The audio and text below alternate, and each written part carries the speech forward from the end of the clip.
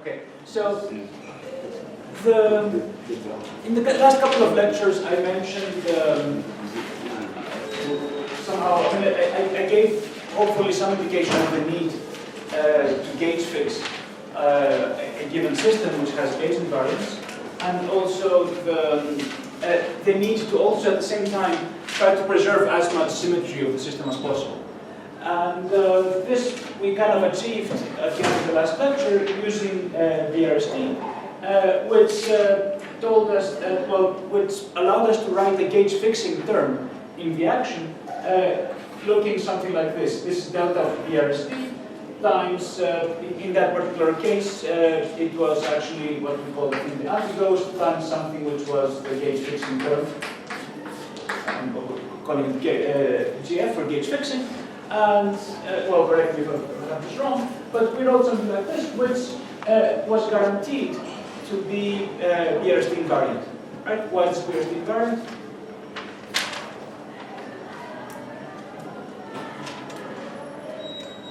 Because all those variations are zero. Yeah, well, or because it is written as a variation itself. And we agree that BRST is nilpotent, so delta B squared is 0.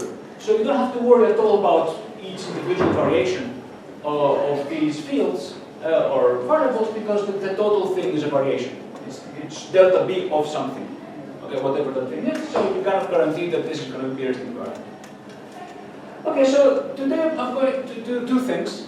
I'm going to put this in a slightly more general framework, and just in a kind of theory with gauge invariance in general.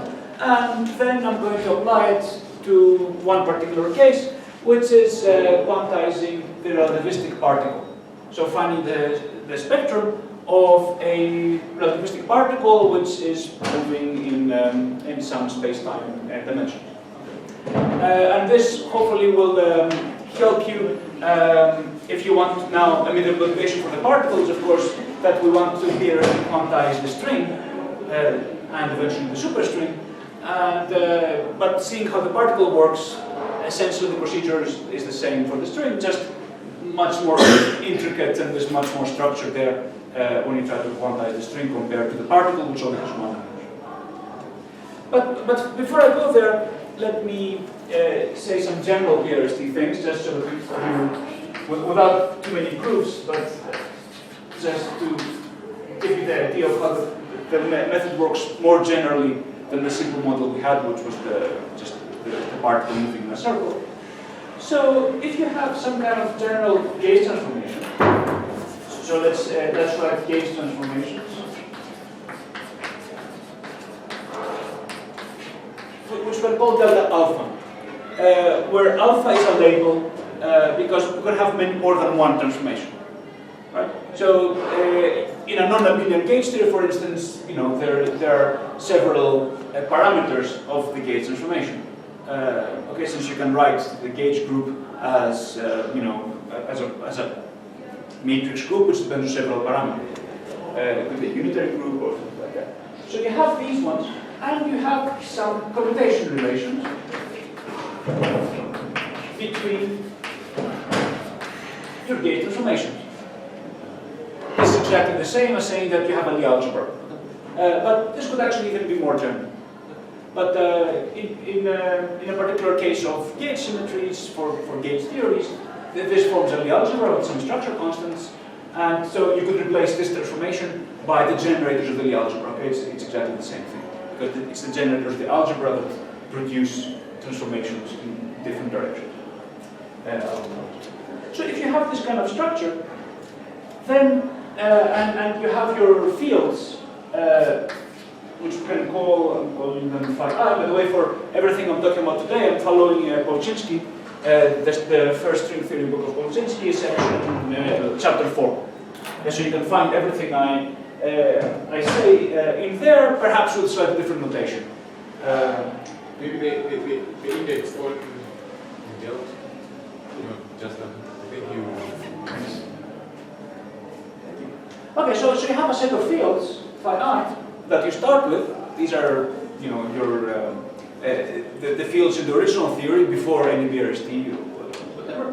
And then you want to, yes? Can you please repeat the book? Oh, it's Polzinski's string theory book, Yeah. volume 1. I can give you the reference. So these are your fields. So the way BRST works is, well, these fields have some gauge transformations, and as we saw also in the simple example of the rotor, the BRST transformation, which we're going to call delta B from now on. Okay, I was calling it delta so far. This is going to be proportional. Well, what was proportional in the previous case in the rotor? Does anybody remember? So I had my PR, and when I did BRST on PR, does anybody remember what I got? Yeah, I got C, but why did I get C? What was there before? What was the gauge transformation in this case? It's f of t. F of t. So I had the gauge transformation, which was given by this. This is the more fundamental thing, and I changed my gauge transformation f of t to C. Okay, that's why C appeared there. Now, if the gauge transformation had looked different, it was not delta p goes to F, but something else, F dot, then it would have been C dot. Okay, so F becomes C. So this is what comes out, and in general, what we get here is that the variation is proportional to the gauge variation of the field. So the BRST variation is proportional to the gauge variation of the field times C. Okay, so this is the general statement. So of how BRST functions, and Polzinski has some strange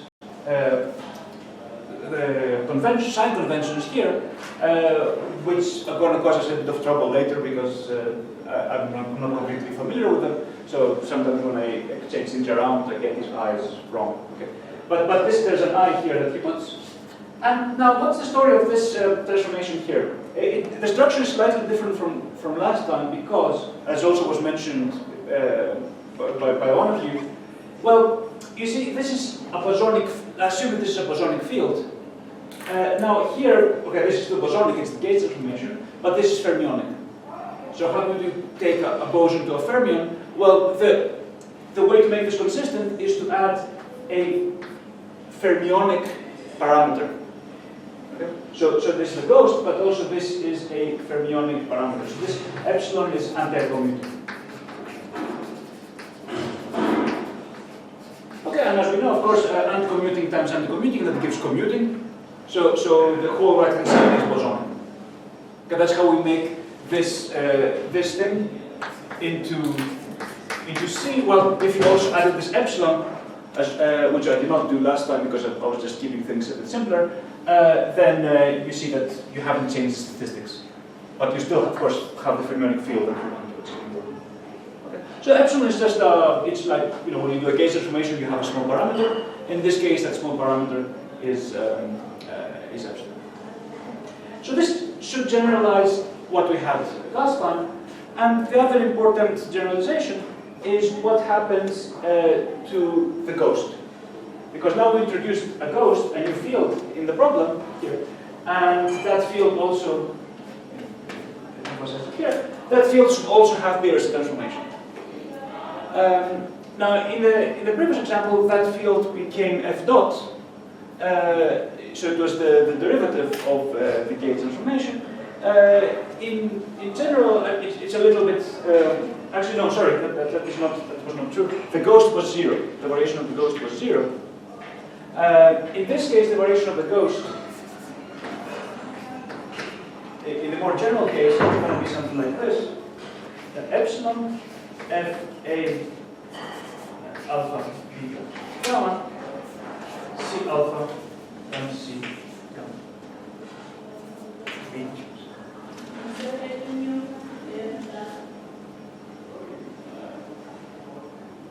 Now, in the previous case we had looked at, this was trivial. This was an abelian transformation. So the x's were all 0, and this was also 0. So that's why delta c was 0. But this kind of shows you, gives you a flavor of the more general structure that you have. So this is very general for any theory of gauge invariance. Could be a gauge theory, could be a theory with diffeomorphism invariance, and so on. It doesn't have to be necessarily a gauge transformation, like an actual the algebra. All right. We're going to see these appearing, more specifically when we look at the particle. And now I'm also going to do something else, because I would like to keep consistency with Boltzensky, and that something else is going to be to change notation somewhat. So previously, before, and now, so we had C and we had C bar. In Boltzensky, C bar is called B. Previously we had B, in Boltzensky this is called big B. And if you remember, and actually this is not a total equivalence because there's some distinct properties, so actually C is more like C plus C bar, and B is more like C minus C bar, if one really wants to be precise. But you're going to figure it out by looking at the transformations. Because that paper that I was looking at before, the review, also does the relativistic particle, so you can just really compare the two approaches and then you can find how these things are related. So these are my two ghosts, which now I'm going to be calling C and B, which is a useful notation to make contact with the string theory literature, because you always have BC systems, as they're called, which are ghost systems, which arise because of BRST, or somehow they appear because of BRST. And B, now this B, you might remember, was a bosonic field. Okay, it was called small b before. It was a bosonic field that was there, in a sense, to impose the gauge fixing condition. And now it's going to be called big B, and this is not a ghost, it's an auxiliary field, which you can include or you don't have to include, but it's usually much simpler if you include. Okay, so these are our fields beyond the original fields phi, so we have to figure out the transformation of those other fields. And in Boltzensky, these are taken to be, so that field B, the BRST transformation of small b is proportional or is equal to big B. This was also the case last time. So the anti-ghost C bar was giving us small b. So now the anti-ghost, which is b, small b is going to give us big B. Okay? So sorry for the change in notation, but I think this is more current in the literature, so it's maybe more useful to become familiar with this. And then finally, the transformation of small b is here. Oh, big B is here. Okay, so now I've specified all the BRST transformations for a more or less arbitrary theory. Maybe it's not completely arbitrary. There are some issues do arise sometimes with special, with maybe more involved theories, or the gauge structure is more complicated. But this is quite general. And the first thing to check is that this transformation is nilpotent, right? Because you want to make sure that if you do the transformation twice, delta B and delta prime B, where B now is BRST, not this, so I'm using B for BRST, but also B for this auxiliary field, that this is 0. Right? And for some of them it's kind of obvious, right? I mean, if you do the transformation for delta, well, actually, it's not 100% obvious. You have to actually work on it. Let's do one example. Let's do the second transformation, two transformations on C, and you can look at the rest. So let's do this on C, on C alpha. Now the first transformation on C alpha is going to give me, as we wrote there, okay, there's going to be an I over 2, there's going to be an, let's call this parameter epsilon prime, okay, because I'm calling this B prime. And then I'm going to have these structure constants, F, alpha, beta, gamma, C, beta, C, gamma. Now let's do the second transformation. So this is going to give us, there's going to be another I over 2, so that will be something like minus 1 over 4. And then it's going to be an epsilon prime. The epsilon comes from this one here. This stays the same, f alpha beta gamma. Okay, and now what happens? We have to act either on this or on that. So let's suppose we act on this one. What do we get? We have to do the same transformation again. Right? I mean, this one is the one with epsilon. I just took it out already. I mean, you could have done it in more steps. So I'm going to get something like f beta. Let's call it, I don't know, delta epsilon. A different kind of epsilon. This is just an index. Times c delta c epsilon c gamma. The c gamma was the one that stayed. And now comes the other transformation, where I would act on gamma. So I would say gamma is delta epsilon, c, the beta stays where it was, and then we get a c delta c epsilon. Is everybody happy with this? Are you sure you're happy with this? Because you shouldn't be.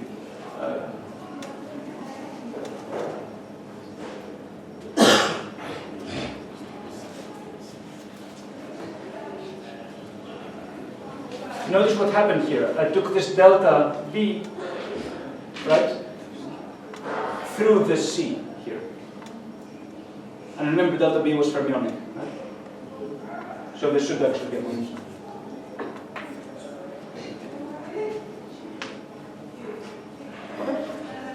But okay, so now what happens? I can well, I have these two identities, these two quantities. Do you see any way of writing them as somehow the same thing?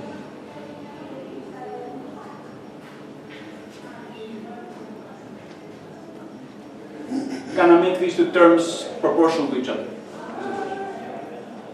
How would I do it?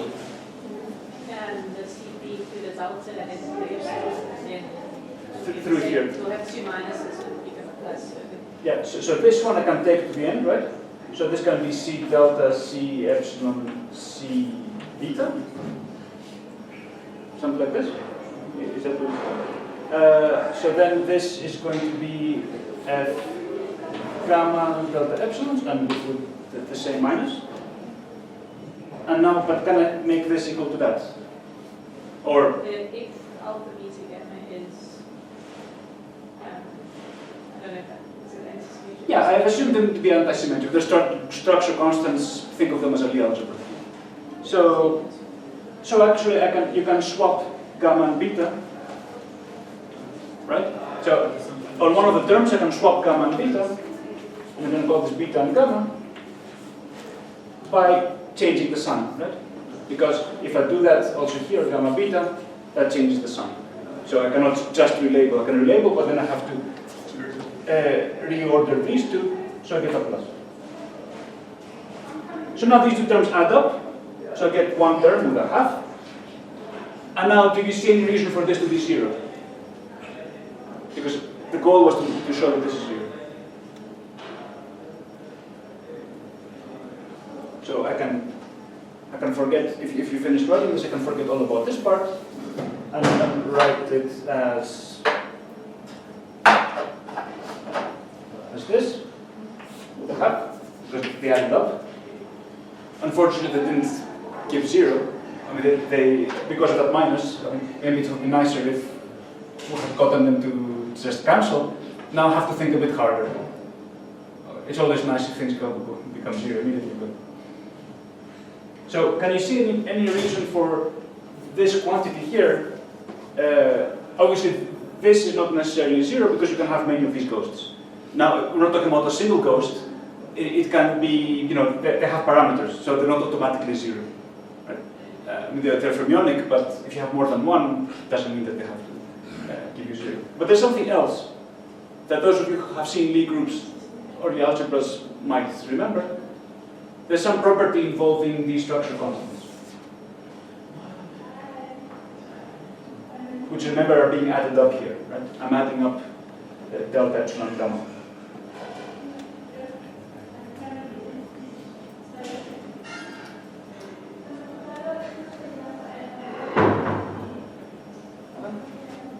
So what's a typical thing that structure constants in a gauge theory have to satisfy?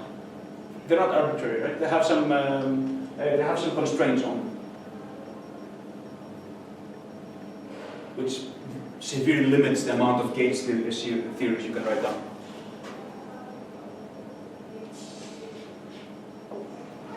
Is it anti-symmetric, like delta epsilon equals what the C delta is? It's more than that. It's a symmetry which goes farther than the anti-symmetry. It's actually, it has more to do with, you could call it associativity of group multiplication, if that rings any bells. Remember, groups are associative. And now when you write groups as the exponent of an algebra, because the algebra is the first order expansion of the group, that associativity of the group actually imposes some condition on the structure of the algebra. Okay, so if you haven't seen this before, which is fine, this is called a Jacobi identity.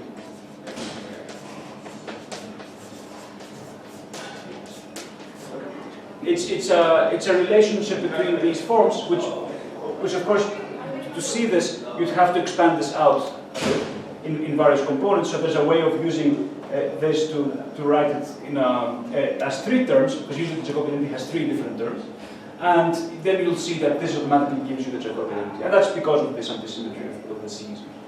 So you're going to get a Jacobi identity, and that's why this is here. So you're actually using the structure of the algebra very profoundly. Okay, it's not a trivial zero, it's actually a very profound zero that you get. So zeros can have different statuses. Yes? I'm wondering if there is no other way maybe when you can swap the integral as we did and pick up another minus sign such that we have that to be half. Yes.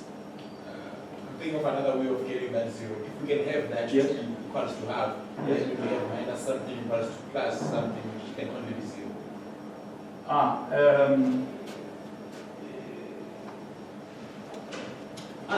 My feeling is, okay, we can look into it. My feeling is that we've used up all the ways we can play around with the minus signs of the C's here. Because if you do that and you label indices, you're going to get a different combination of F's here. But we can try it out and see. If you have a suggestion, we can look at it afterwards. I mean, if you kind of thought about how it might work. But yeah, somehow there are some issues like this beta is contracted here, so they're not exactly the same functions. I mean, they have the contracted index in a different location. So it's not as simple as just swapping. You cannot. It's not equivalent to swap gamma with delta, for instance. That would lead to a different combination of the structure constant. Okay. So now comes the main point about BRST, which is how do we define states. Okay. So what we normally find in what we do from here is we think of this variation. So this delta B that I defined, we actually want to write it as something called a BRST charge.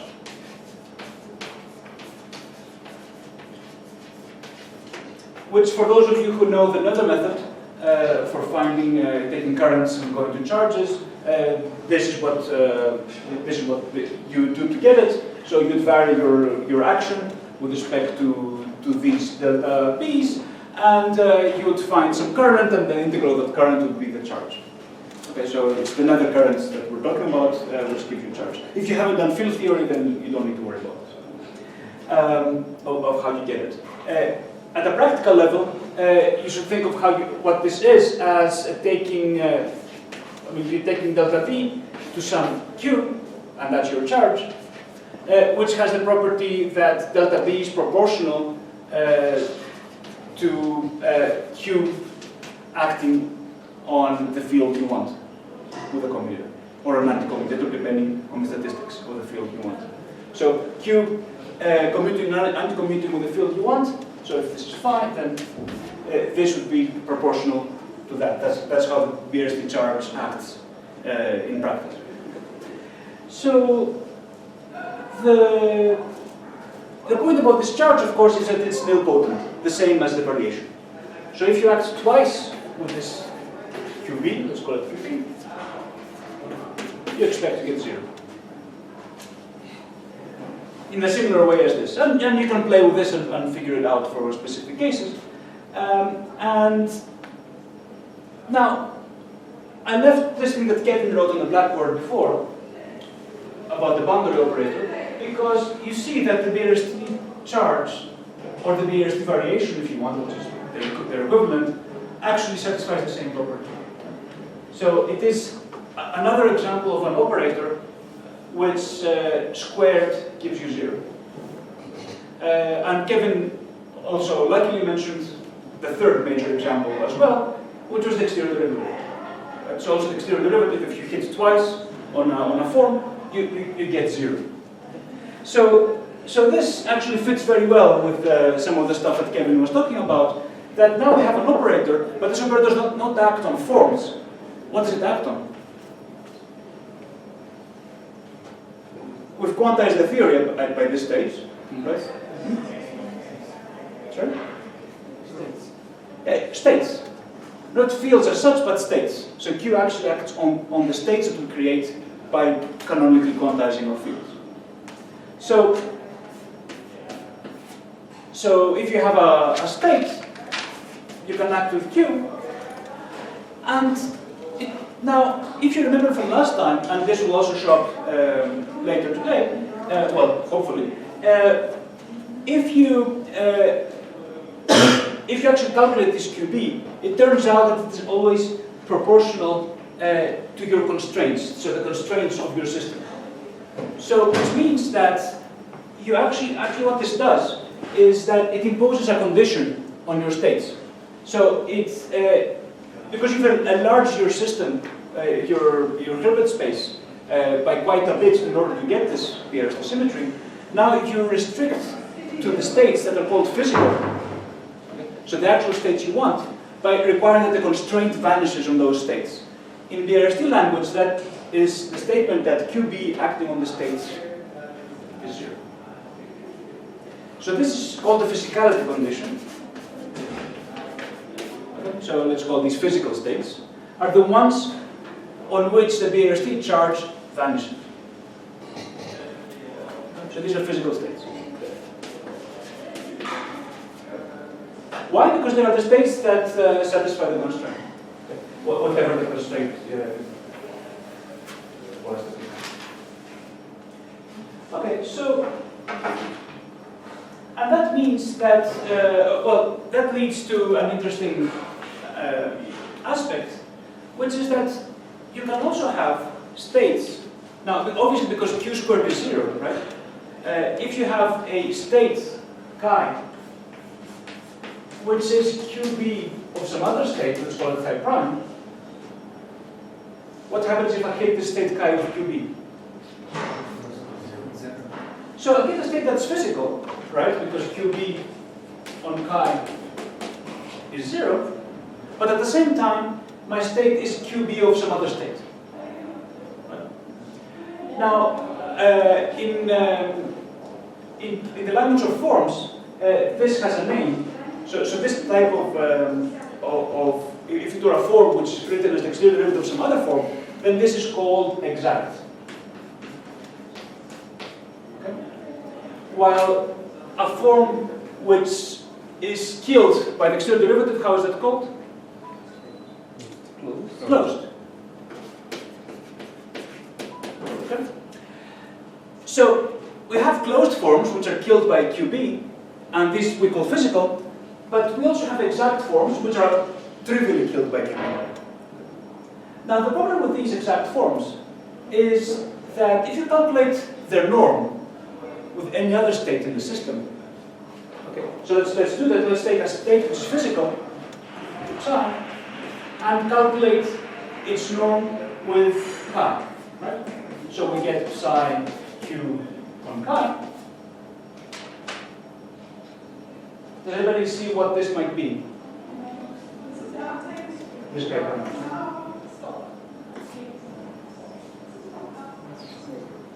Why is it 0?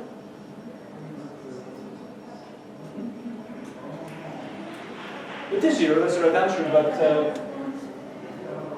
so if I had this, if this were quantum mechanics, right?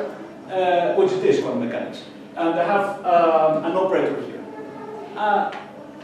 How would I, and this, so Q acts on chi prime. Well, to move on, of course, now I want to have Q acting on psi. So what do I do? How can I move Q from acting on chi prime to the right to acting on psi on the left in quantum mechanics? Dagger. So this is equal to Q dagger psi. Right? You just move it to the other side of the bracket. Now in BRST, we always take. It turns out, and you'll see that coming when we actually look at the BRST chart explicitly, that Q dagger is Q, so it's Hermitian, and so then, this is Q psi, Q, and we said psi is physical. So this is 0, because Q psi is 0. So this state chi has 0 norm with every other state, and thus it's called a null state. So it's, it has another name called null. So null state is a physical state, which also has 0 norm with every other state, including itself. So, in general, we don't want these states. We would like to not have to deal with null states. And this is actually one of the issues about gauge symmetry. Right? I mean, you can, if I take a physical state psi, and I write this, I can always write it as another physical state psi prime plus a null state chi. What does that mean? The physics is equivalent, because any correlation function I calculate with psi, I could also calculate with psi prime, I would have gotten the same answer because of that null condition there. So adding a null state is irrelevant as far as the physics of the system goes. But now, in order to be able to properly count our states and sort of deal with them and say, okay, this is the physical spectrum of the theory, obviously we want to get rid of those redundant states here. So how do we do it? Well, there is this, BRST offers us a way of doing it, and it's the concept of cohomology, which you might have seen or you might not have seen. Maybe you've seen it in the context of differential forms.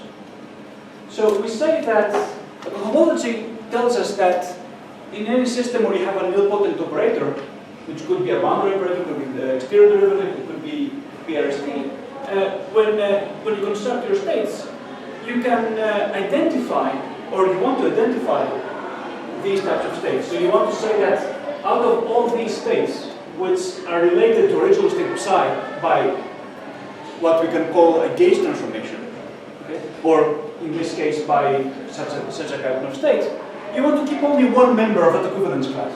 So you're saying these are all equivalent, but of course here I have arbitrary numbers, right? So it's infinitely many states you can have, and you don't want to have all these infinitely many states. Remember what the problem was with the path integral, right? These are the states that cause the problem. So here you just choose one. What allows you to choose one? Well, it's the BRST cohomology, which tells you that the Hilbert space of physical states is the Hilbert space of closed mod the Hilbert space of exacting. So that's what you do.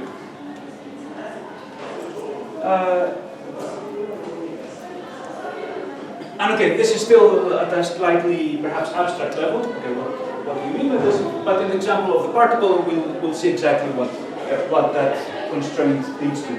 That our physical, or maybe also the word BRST here is yes.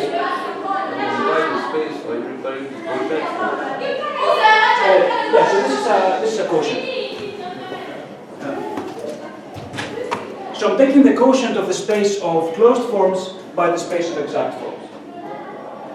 Which basically, what does a quotient mean? Mathematically, it's basically just a way of choosing out of each equivalence class one state.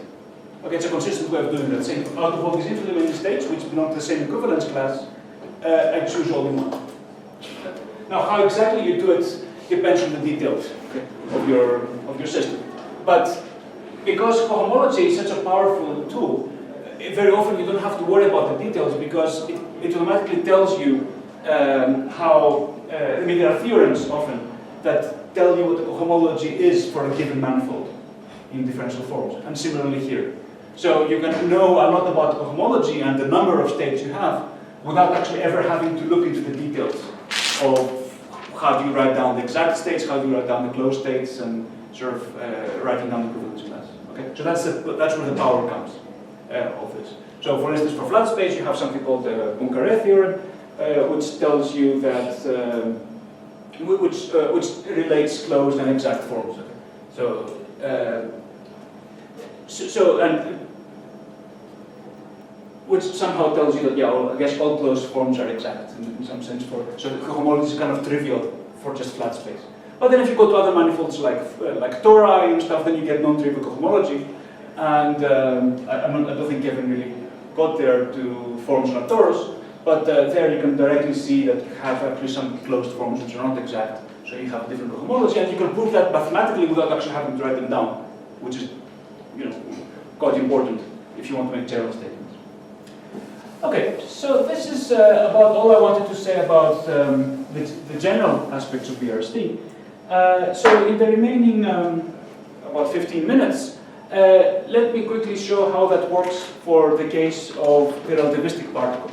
Now, since it's only 15 minutes, of course, I'm not going to go through the whole story of how you get a BRST action and all that. I'll just write down some BRST transformations and argue how we find the spectrum for such a case. Because I've spent a lot of time manipulating Lagrangians and Hamiltonians, but actually I never really spent any time actually writing down the states that one gets at the very end. So let's look at the relativistic particle, which you can also find in Bolsinski.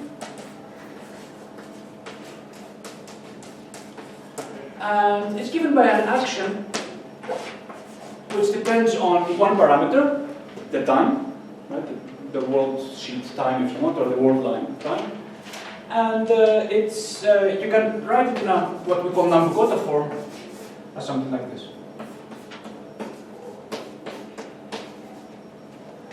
Where for those of you who are not too familiar with form notation, then this would be something like x0 dot squared minus xi dot squared, where this is a sum over i's. Okay. So dot means derivative with respect to the world line time t, while 0 is x0, which is the time of the target space. Okay, so this is a particle living in some higher dimensional space, which has x0, x1, x2, okay? And this parameterizes phi t. You could also call it tau. Actually, Bolsinski, I think, calls it tau, to emphasize the fact that this is not the same time as this x0, which is also the time in the target space. So this is what we want to quantize. We want to find what are the conditions for this particle. Now we didn't draw it like this because, of course, this is a particle, but it moves in time, right? So this is its whole trajectory in time. But then we want to find out what is the physical state condition if quantize this particle. Okay? So what if I create states from this particle, what do I expect these states to satisfy? And to do it, we have to skip a few steps to actually get to the point. But the first step, which I don't want to skip, is to rewrite this form of the action in a smarter form for exhibiting gauge invariance of the action.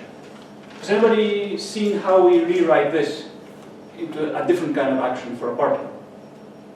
Maybe from string theory, those of you who've taken the course. Yes? Maybe a determinant of a different metric.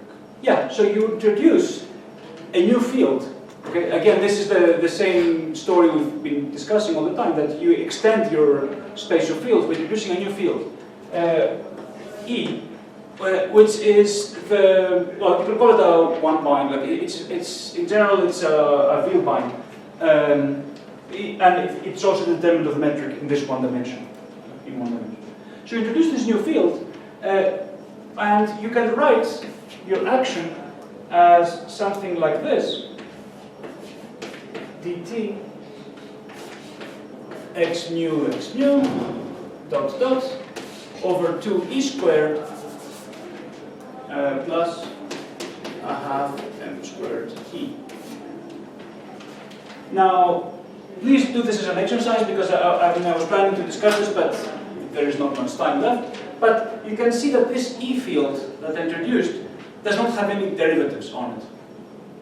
So it's a Lagrange multiplier, exactly like what we were calling lambda, I guess, in the previous lecture. So you can integrate it out. Okay, so you can find its equations of motion, and sorry, that's actually not an E squared, that's an E, sorry. You can find its equations of motion and substitute them back into the action, and you get that original action back. Okay, so this is equivalent to the original action, and this is called the Polyakov form of the particle action. Now, the important thing about this is that it has some symmetries which are reparameterizations. Okay, I'm kind of saying these things a little bit quickly. Reparameterizations, which means that you can change your parameters, so your x's and your e, in such a way that the action stays the same. So it's a gauge symmetry that you have. And that gauge symmetry, again, you can convince yourselves, it's not, let's see, do I have it somewhere? It's here.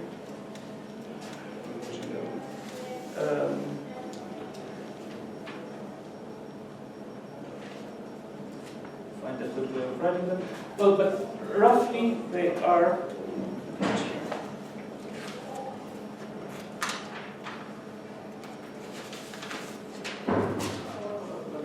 that delta of x nu goes like I times some parameter psi times x dot nu, and delta of your new field E goes as I d over dt of psi E. And I urge you to take these transformations, vary the action, and find that what you get by doing this is a total derivative. You're not going to get zero, but you're going to get a total derivative, which is fair enough. I mean, that's what you want. That's enough to say that this action has this reparameterization invariance. Okay, why is it reparameterization? Well, we've changed this psi is a general function of t, right? So we've changed, as is everything else, right? So that's our parameter, our gauge parameter. And what we're saying is that we're changing our x in a way that becomes x dot. So it's like taking a derivative along the x direction.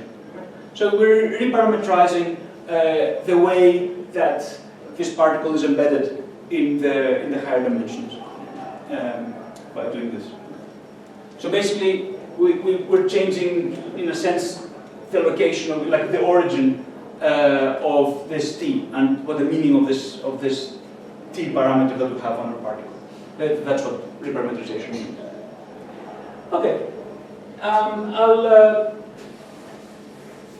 immediately now write down the BRST transformations, because I don't have time to really go through all the procedure, so let me just write down what BRST is. But you can imagine very, very easily, if you believe that this is a symmetry, that BRST works in exactly the same way that we've been discussing all along. So you can write delta B on x nu equals I epsilon, and now epsilon is the BRST parameter, this anti-commuting parameter, times the ghost times x dot nu. Okay, so the same story. The transformation is linear in the ghost. Delta B on the ghost, that gives us I epsilon c dot. This is not completely obvious from the general formalism I had. You have to think a little bit about it, about how you can write these reparameterizations as gates transformations and see how it works. But if you look at Bolczynski in that chapter, he does it in some detail, so you can convince yourself that you get this derivative. Okay. So this basically, okay, roughly if you want, if you have something like CC, which is what you had in the variation of C, well, that would be 0, but you should remember also that these are functions of time, so this you can write as C plus C dot plus blah blah, so this is actually what you get. So the first term would be 0, but you actually get a CC dot, if you do the calculation correctly. Okay, so then we have also that delta of the B ghost, if the big B ghost, and delta of the big B field, and if B is 0. The claim is that this action is, this transformation is nilpotent, and it leaves this polyg of action invariant. So this is a BRST, a good BRST transformation. And now comes the important part because we want to quantize the system, right? Which has some gauge symmetry, which is this one. So what do we need to do with this gauge symmetry? Fix it. And how do I fix it? Well, in a BRST invariant way. Right? So one way of doing that is, I mean, it's exactly basically what we discussed at the time. So I want to gauge fix by adding something which is a BRST variation of something else, but which also imposes a gauge fixing. And that gauge fixing term, you can call it L gauge fixing, is equal to, I think there's an I here, well, forget the I for now. I'm going to start with a BRST variation, and if you remember from last time, what actually went here was the anti-ghost, so I'm putting B here, and then I'm putting my constraint, the constraint that I want to impose. The constraint I want to impose, so the gauge fixing I want, is to take my E, okay, so this sort of worldsheet metric that I introduced, word line metric, I want to take that arbitrarily to be equal to 1. Just to simplify my life. Okay, so now I've fixed, by doing that, I fixed this freedom, right, that I had to vary. I'm not allowed to do these variations anymore. So this is a particular choice of metric for the word line. But I need to do that because I want to quantize the system and I cannot be totally arbitrary. Right? So I will put that as a constraint. So I'm going to write something like E minus 1. And then if you remember the other time, there was also something like B over 2, where B is the other field, auxiliary field. And this term is what is going to make the constraint arise as an equation of motion for this field B. So we can expand this using BRST, and what we get is delta B on the B. That's going to give us, let's see, what does it give us? It gives us, okay, there's going to be an epsilon, and it's going to give us the big B times E minus 1 plus B over 2. And then acting on E, we're going to find, where is the BRST? There. I think I didn't not write the E. I think I forgot to write the... And you missed the epsilon on the small. Yeah, sorry, I just also have the E here. I epsilon d over dt times C E, right? Because that's what psi became C. Yes? What did I miss? I think on big B, no? On the other board, maybe we're writing the variation. Oh, here, yes, sorry. Yeah. Or maybe we should write this way. Okay. Anyways, so then I get this plus some other terms, which are going to be something like minus B, B over dt CE, right? Because the B stayed there, but now I hit the E and that gives me B over dt CE. Forget the constants and i's in front, which I can partially integrate and write it, because I don't like the derivative hitting two fields, I can write this part as something like E times B dot C. Okay, that's just a partial integration a little bit. Okay, took this derivative. And those of you who've seen string theory will recognize, hopefully, the ghost system. Well, often we'll write in various ways, but you know, it could be written like this in string theory, or it could be DBC, depending on, you know, I don't know, on various conventions. Okay, let me finish the discussion by writing down this BRST charge QB that I have mentioned.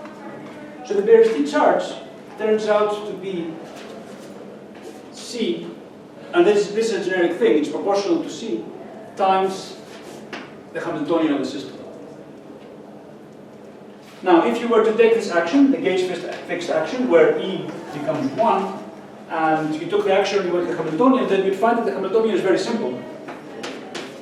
It's simply P squared plus M squared over 2. Where P is the conjugate momentum to X. Okay? So the BRST constraint on a state means, for this particular choice of V equals 1, this being 0 means that the Hamiltonian vanishes on the state, but which effectively is that P squared plus M squared is 0. So how do we call this condition on a state?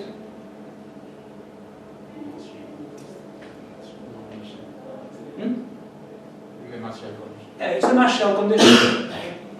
Now, of course, I skipped several steps, okay, but you can take your gauge-fixed Lagrangian, where E has become 1 after you integrate out the fields, find the Hamiltonian, and then you find that QB is really just, because QB again is the operator that you get either through the nether procedure or the one for which you want to take QB on, say, X to give you the correct delta B of X, right? Something like that. So you can find what QB is, and you actually see that it's proportional to the Hamiltonian, which means that physical states which have to be QB invariant or QB closed have to satisfy the on-shell condition.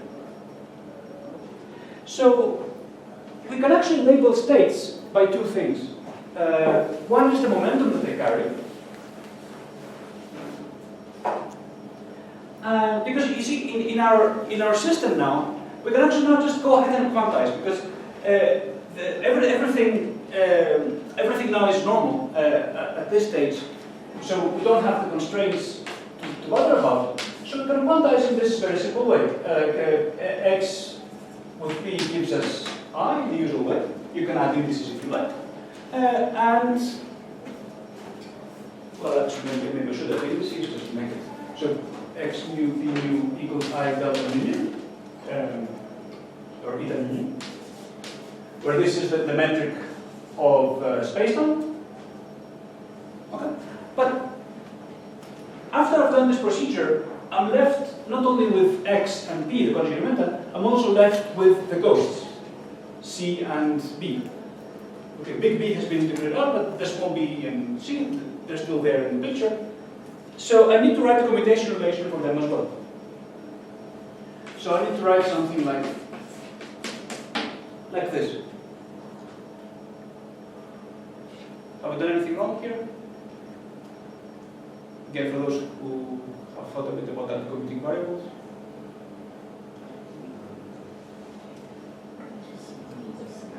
Yeah, so this should be an anti-commutator because these are anti-commutator. Okay, so but I can quantize these things. My Hamiltonian is what I define. So my states, in general, have two things, because you see, you can label, I mean, the point of quantization is that you can label states by their eigenvalues, right, under acting with some operators.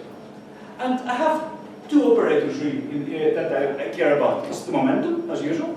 So I can label a state by its momentum. But I also can see what eigenvalue it has when I act with C or B.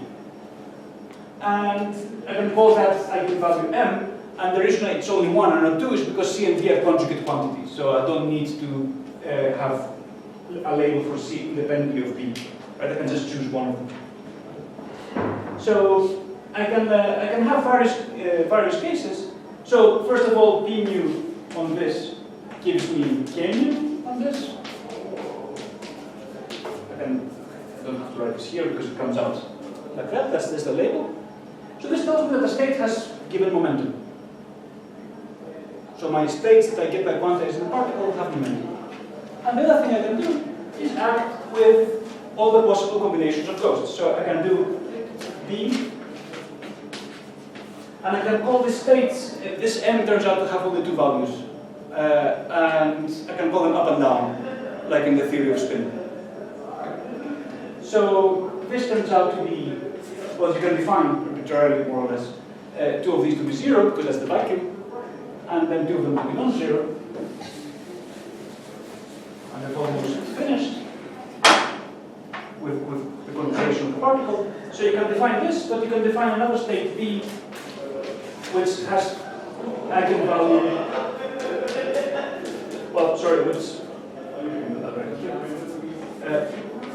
B on a state like this gives you the state with the lower eigenvalue. I don't know if this is invisible.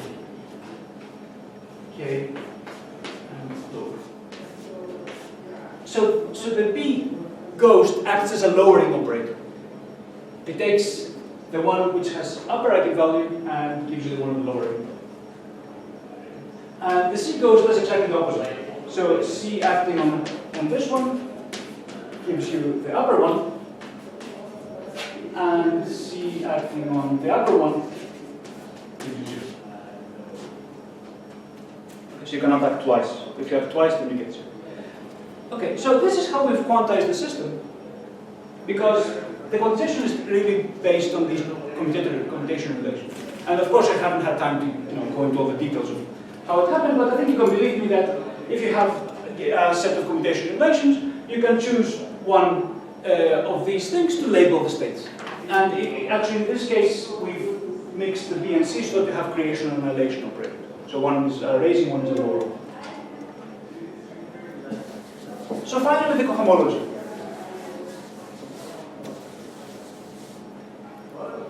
So which of these states are physical, is the question. So to decide that, because I've created states now, and K is arbitrary, right? K is just any label. Nobody says this momentum has to be anything specific. But if I now take Q on my states, K and let's call this M there, well, actually, let's take this to be up. Now you see that C acting on a state with up gives you 0, and Q is C times H on the state. So what are these states? Yeah. So these states are 0, so you will have to call them physical for any K. Now let's take Q on this other state, K lower. Well, this is not going to give us directly a physical state, because the Hamiltonian is going to give us K squared plus M squared, because that's what the Hamiltonian does, right? That's the Hamiltonian. And this is the eigenvalue of P squared, so we're getting this. Maybe over 2. C acts on this and it gives us up. So when is the state physical? When it's on cell. So for this state to be physical, you need K squared plus M squared equals 0. So that's fine, but what about all these states? Now K here is completely arbitrary. But now you can start thinking, are these states really physical? Even though Q on them is 0. What would stop them from being physical? Or being counted as part of our spectrum?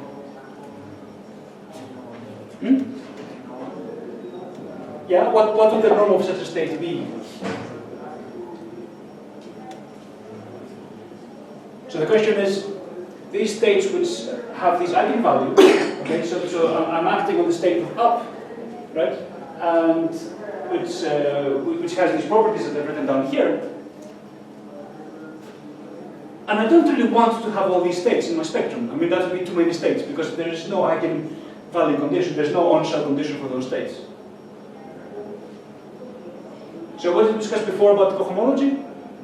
Choosing a statement of the equivalent class. Yeah, so there's a possibility that these states might be actually exact.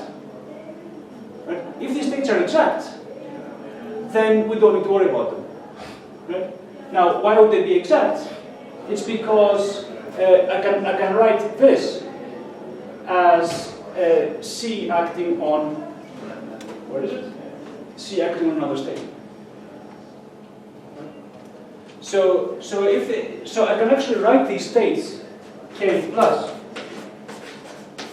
as C as CH acting on a state K minus.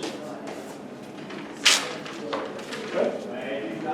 But is that really is it correct? Because C acting on this is going to make it up, right? And this is Q. But when can I do this? I need to be able to divide by something, because H is also going to give me something. So what do I divide by? The eigenvalue of H, right? Because I cannot just add an H here. I need to divide by its eigenvalue in order for this to be equality. Right? What's the eigenvalue of H? A squared. Yeah. Okay. So I've arrived at the statement that these states, which I don't want, okay, so I have these two classes of states, 1 and 2. These states are fine. These states are too many. But actually, they are, we can see that they are Q of some other states. You just divide by this, and that's fine. So they're exact. Unless what? What's the only case where they are not exact? Yeah, so if k squared equals m squared or minus m squared, then they are not exact, because you cannot write this, right? I mean, then they should be infinite. And then you cannot say it's Q of something else, because that something else is infinite, is not defined. So actually this tells us that these states are physical, again, only if k squared plus m squared is 0. So if k squared plus m squared is not 0, then these states are exact, so they're not physical, right? I mean, because they're not in cohomology, in the BRST cohomology. But if k squared plus m squared is 0, then they actually are physical states.